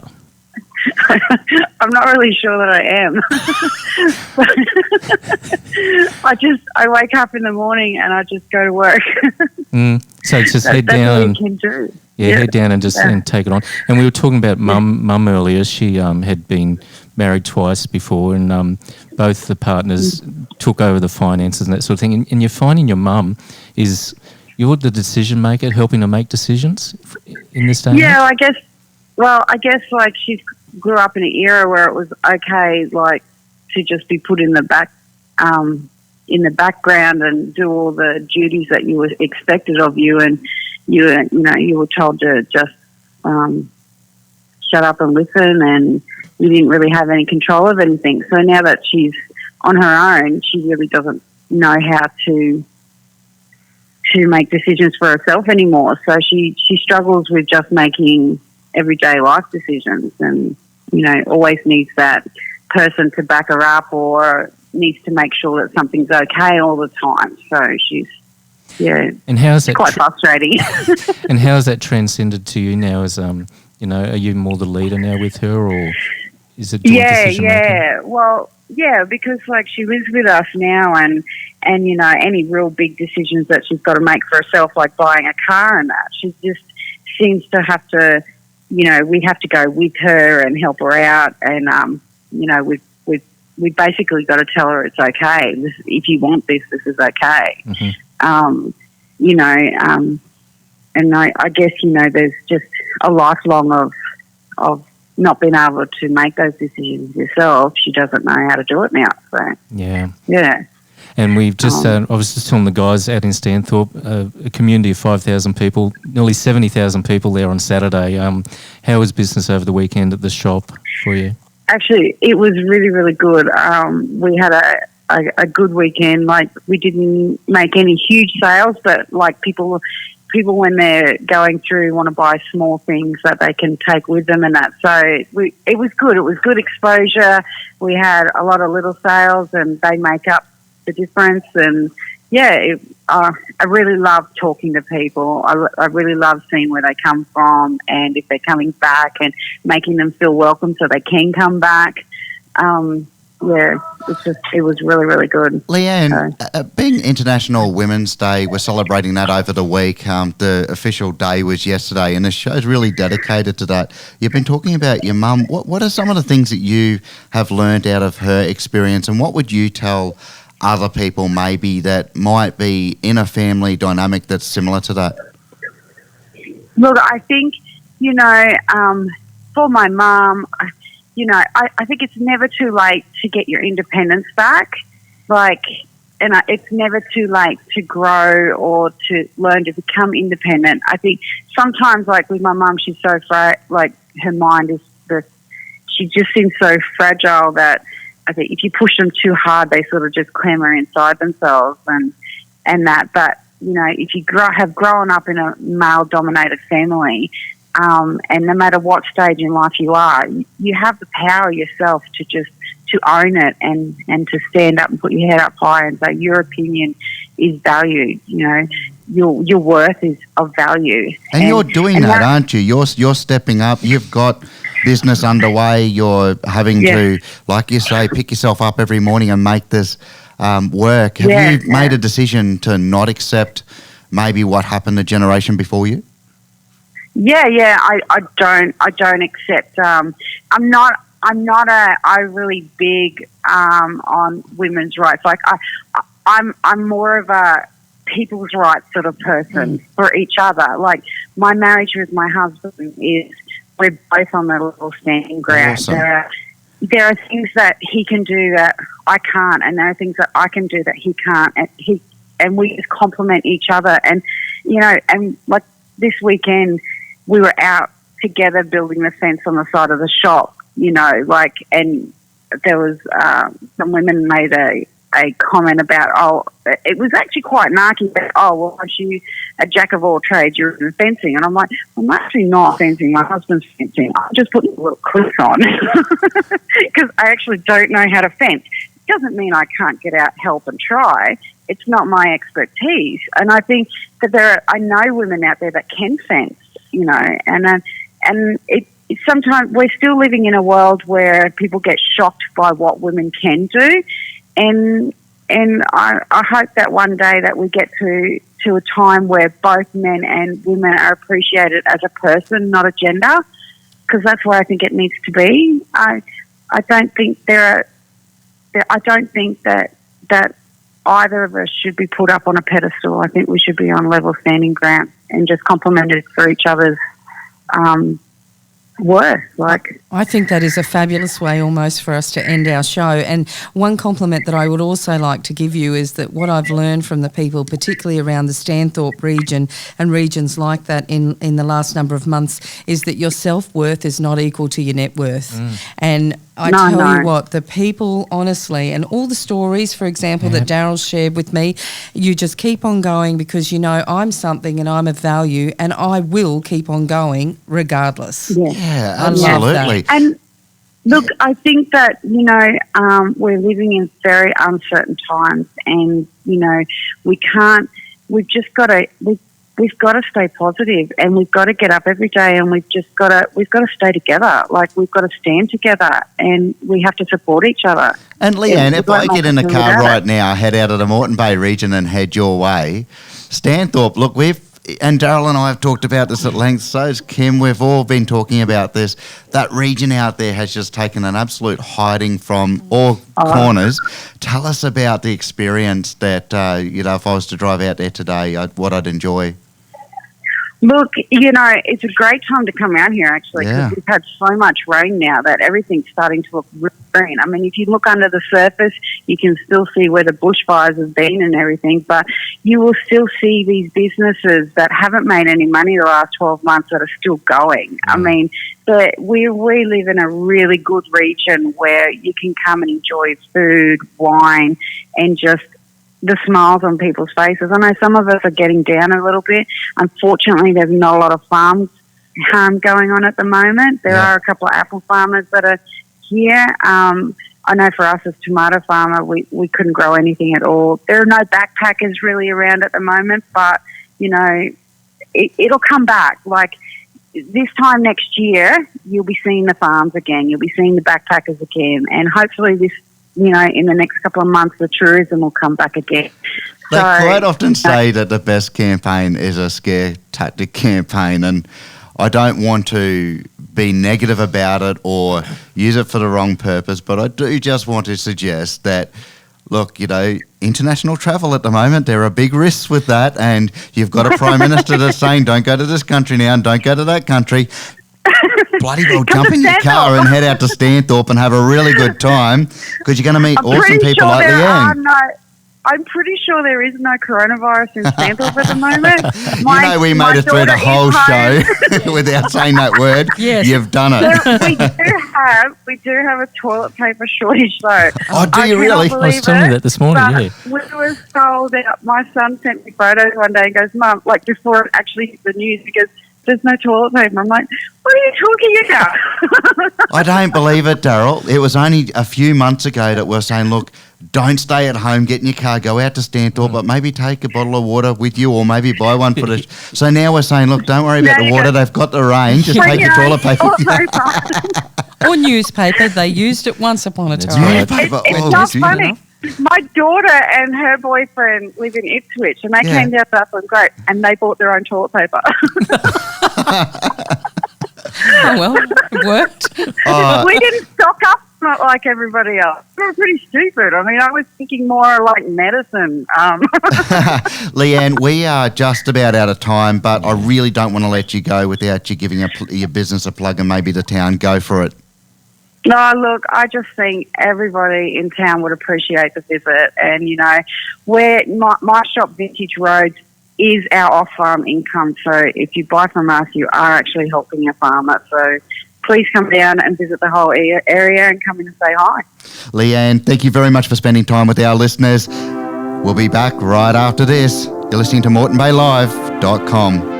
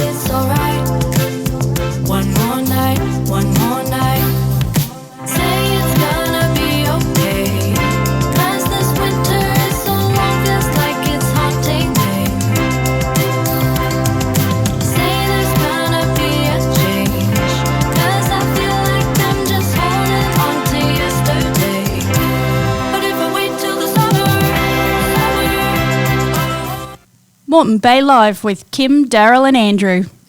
Wow, we're just over a minute to the top of the hour. That's 2 hours. That went so quickly, didn't it?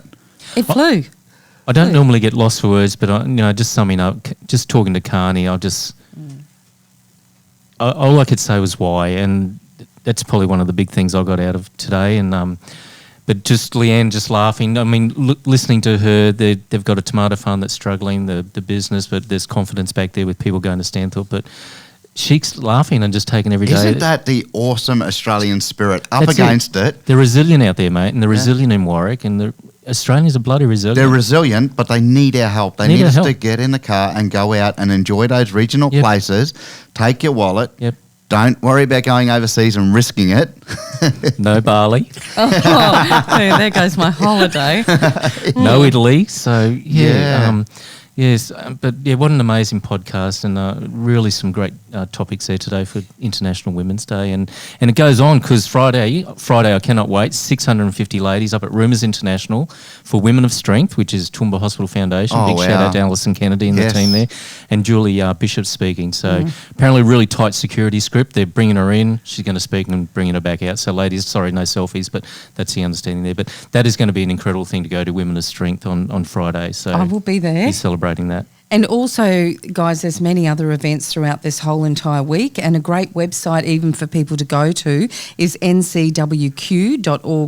That's the National Council of Women of Queensland. So you'll find plenty of things there where you can get in, network, and, you know, meet and chat with other women. Brilliant. I'd like to thank a bunch of people. I'll start with you, Kim. Thank you very much for coming in. Daryl, down from Toowoomba through a bunch of postcodes, heading on into the Moreton Bay region and making it into this show this morning. Thank you very much for being with us.